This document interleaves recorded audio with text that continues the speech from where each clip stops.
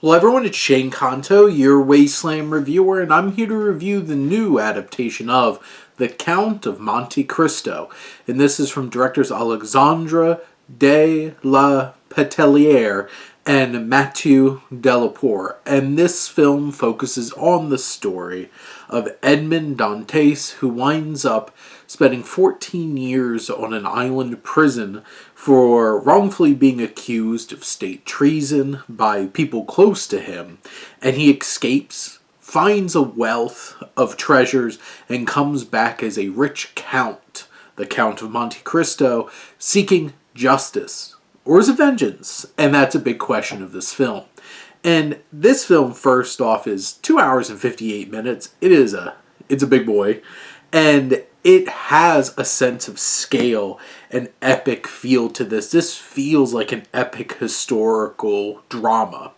And Nicolas Bolduc, who is the cinematographer, does a lot to help capture that scale. And there's some incredible landscapes. There's some really awesome camera work. How the camera comes swooping down from the sky, pushing into certain things, just gives us a sense of space and scale and sprawling feel to the landscapes, to these giant mansions. The costume design is exquisite. All of these outfits are so incredible from head to toe. There's so many details. The production design, these chateaus, these mansions, everything just comes to life. Jerome Robotier, who is the composer, crafts a very affecting and impactful score that really swoops in. It brings that sweeping feeling of some of these big moments. And in general, I think this film does capture that scale. Now, this has big climactic sword fight. It's been echoed in all the different versions of this film.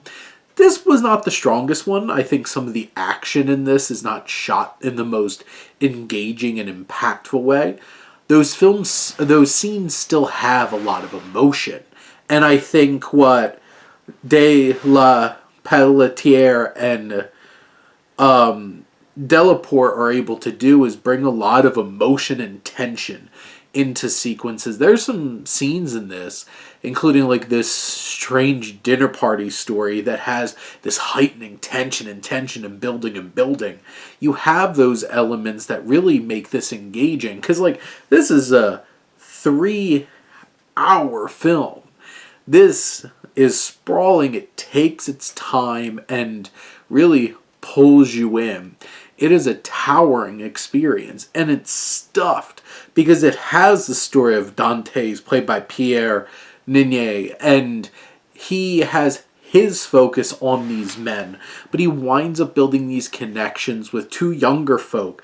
Haiti, played by Anna Maria Vartolomé, whose family is dead because of one of the targets of this plot. And you have André, played by Julien de Saint-Jean, who is the bastard child of one of these figures as well. And this film really focuses a lot more on those supporting characters and building up their journeys, which adds more depth and emotional connection to this. And it also brings more stakes. This version of the story, to fill out these 3 hours, is so much more layered and morally gray, because at this point, the Count is not a good person. He is completely driven for justice. In actuality, he wants vengeance.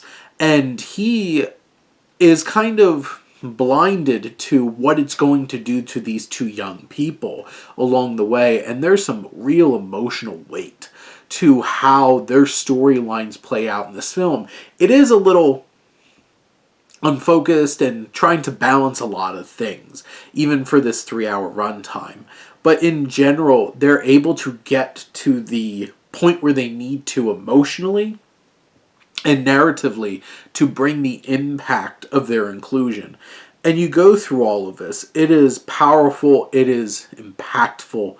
There is so much emotion and tension and rage underneath the surface in terms of Dantès as a character, and he does some incredible Pierre Nene, who plays Dantès, does such a great job with his makeup and his acting, trying to put on these different faces to complete this plot. And then you have the big emotional hook of his love, Mercedes, played by Agnès Demosté, who is married now to one of these men who betrayed him. And that emotional baggage and that tension. And what I appreciate about this is that it is a complicated exploration of a revenge plot. This isn't like, I'm going to get my revenge and I'm going to get what I need, and it's that simple and we're all happy and we're cheering at the end. It's complicated. Things are messy in this film, and how people's stories end or how they play out are not perfect. They're not like that great crowd pleasing kinds of elements. There's blood, there is weight, there are consequences along the way.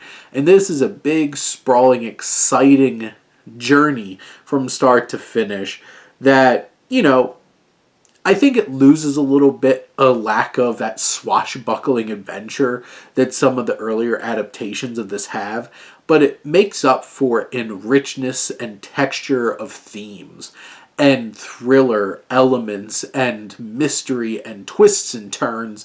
And this is still an extremely foreboding, massive historical drama that really hits in so many different places with an impeccable cast and some really fine filmmaking. But those are my thoughts on the Count of Monte Cristo. Let me know what you think and let's talk some movies. But thank you as always for tuning in and supporting your Wasteland Reviewer.